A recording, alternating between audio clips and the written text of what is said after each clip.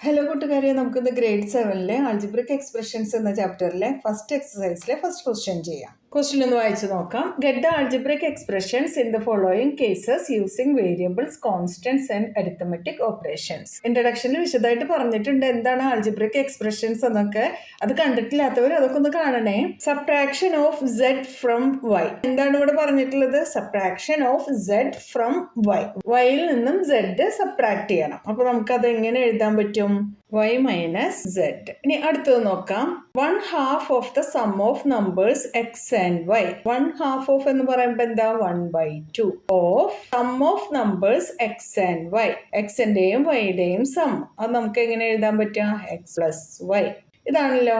ഇനി ഇത് വേണമെങ്കിൽ നമുക്ക് ഇങ്ങനെ എഴുതാം, x പ്ലസ് y ബൈ 2.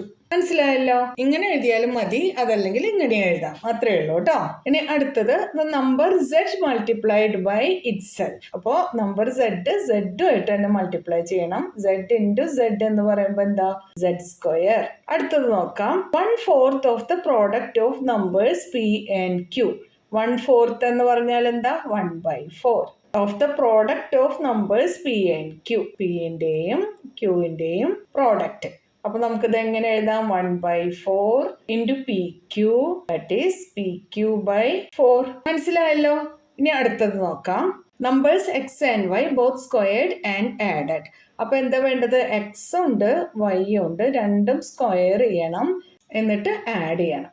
ഇതാണ് കേട്ടോ, x square plus y square. അടുത്തത് number 5 added to 3 times the product of numbers m and n. ഇവിടെ കുറെ കാര്യങ്ങൾ പറഞ്ഞിട്ടുണ്ട് അല്ലേ? Product of number m and n എന്താണെന്ന് എഴുതാം. m ഇൻറ്റു n എന്താ? mn ആണ് അല്ലേ? ഇനി 3 ടൈംസ് 3 ഇൻറ്റു mn, 3mn. അതിന്റെ കൂടെ നമുക്ക് നമ്പർ 5 ആഡ് ചെയ്ത് കൊടുക്കാം. അപ്പോൾ 3mn പ്ലസ് 5. ഇതാണ് നമ്മുടെ ആൻസർ. ഇനി അടുത്തത് നോക്കൂ. Product of numbers y and z.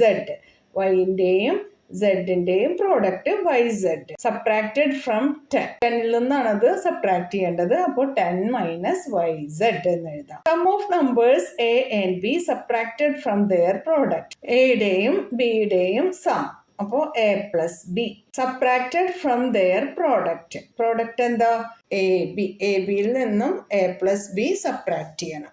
ഇത്രയേ ഉള്ളൂ.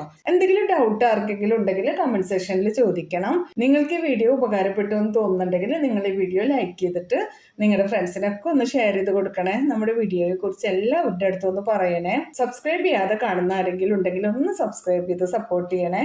ഇനി അടുത്ത സൊല്യൂഷനായിട്ട് പെട്ടെന്ന് തന്നെ വരാം കേട്ടോ. എന്നാൽ ശരി കൂട്ടുകാരെ, താങ്ക് യു, ബൈ ബൈ.